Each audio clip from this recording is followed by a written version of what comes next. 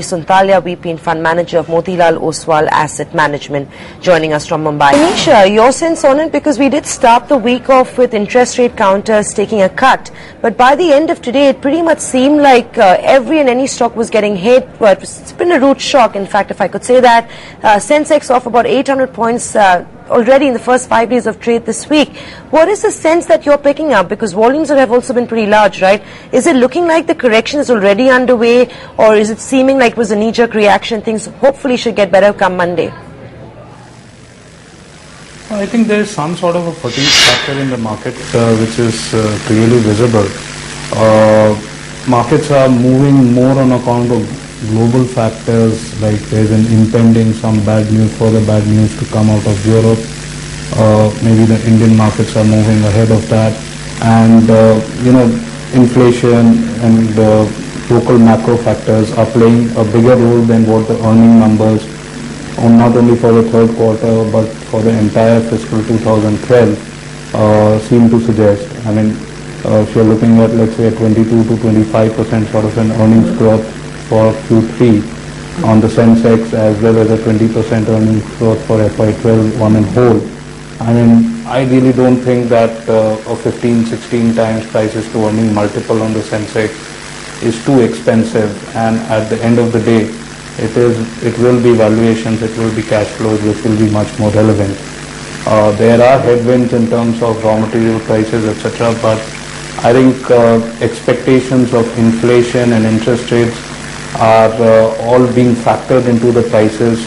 There's front loading of tightening which is happening. Maybe another 50 basis points sort of a tightening could be expected, but post that, everything said and done, inflation is supposed to be at closer to 6.5-7% by March, and when that happens, coupled with the fact that liquidity situation should ease by then, the government should resort to some spending.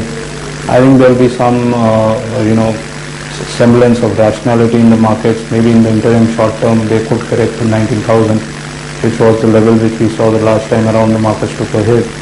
And from there, we should be looking up again.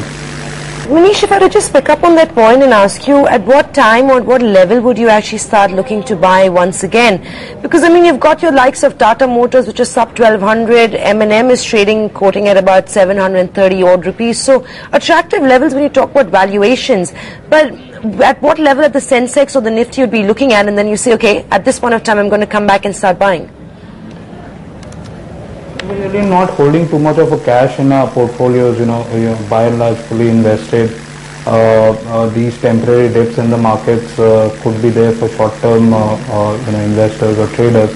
But I think the secular domestic plays, whether it be financials or whether it be autos, and within that, whether it be, let's say, the two-wheeler space or the global cyclicals in the form of Tata Motors, etc., we really think that valuations are getting just a bit more attractive at this point in time. The CV cycle is still 1.5 years away before actually seeing the peak. And in terms of funding for two-wheelers, because the market seems to be more concerned about interest rates, I think the two-wheelers are better placed than the four-wheelers.